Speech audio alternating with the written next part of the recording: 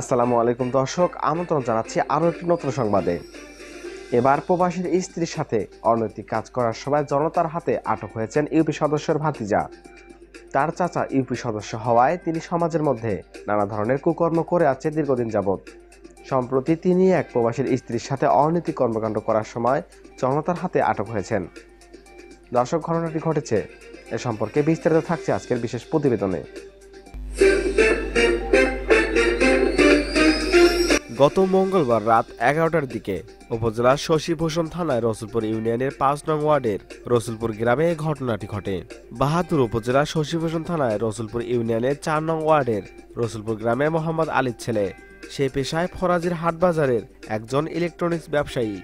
এলাকা সূত্র থেকে জানা যায়, গত ২ বছর যাবৎ বাহাদুর রসুলপুর ৫ নং ওয়ার্ডের এক প্রবাসীর স্ত্রীর সাথে অনৈতিক সম্পর্ক গড়ে তোলেন। স্থানীয়রা এ বিষয়ে তাকে বহুবার সতর্ক করলেও সে কর্ণপাত করেনি। বিষয়টি তার পিতা আলীকেও জানানো হয়েছে।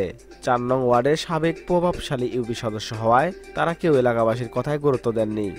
এদিকে গত মঙ্গলবার রাত 11টার দিকে বাহাদুর বাজার থেকে দোকান বন্ধ করে প্রবাসীর স্ত্রীর ঘরে অনৈতিক কাজ করার সময় জনতার হাতে আটক হয়েছেন তিনি।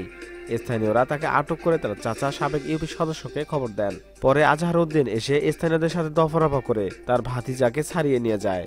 এ ঘটনায় এলাকাবাসীর মধ্যে ক্ষোভের সৃষ্টি হয়। তারা এই ঘটনায় প্রশাসনের হস্তক্ষেপ কামনা করছেন। শশীভূষণ থানার অফিসার্স ইনচার্জ মোহাম্মদ রফিকুল ইসলাম জানান, বিষয়টি আমার জানা নেই এবং কেউ কোনো অভিযোগ করেননি।